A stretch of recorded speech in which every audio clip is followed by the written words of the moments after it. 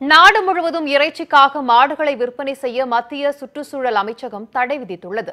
விவசாய காரணங்களுக்காக மாடுகளை வாங்கவும் விற்கவும் புதிய விதிமுறைகளையும் மத்திய அரசு கொண்டு வந்துள்ளது.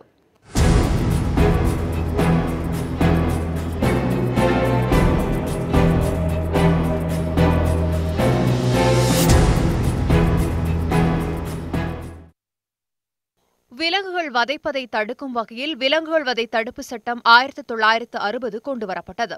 இந்த சட்டத்தில் சில திருத்தங்களை செய்து விலங்குகள் வதை தடை சட்டம் 2017 கொண்டுவரப்பட்டுள்ளது.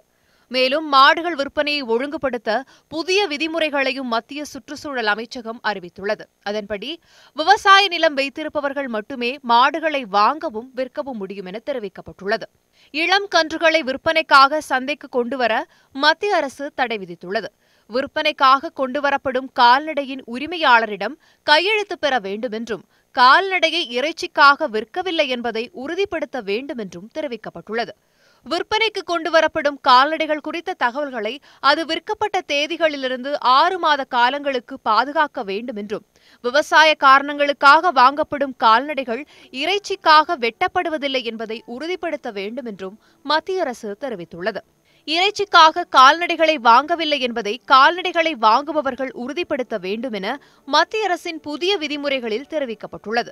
எந்த மத நோக்கத்திற்காகவும் கால்நடைகளை வெட்டக்கூடாது என்றும் மாநில கால்நடை பாதுகாப்பு சட்டப்படி மாநிலத்திற்கு வெளியே கால்நடைகளை விற்கக்கூடாது என்றும் தெரிவிக்கப்பட்டுள்ளது.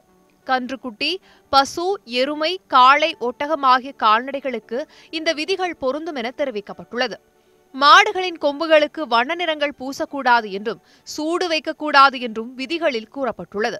விதிகளை மீறுபவர்களுக்கு சிறை தண்டனையும் அபராதமும் விதிக்கப்படும் என்றும் மத்திய அரசு எச்சரித்துள்ளது.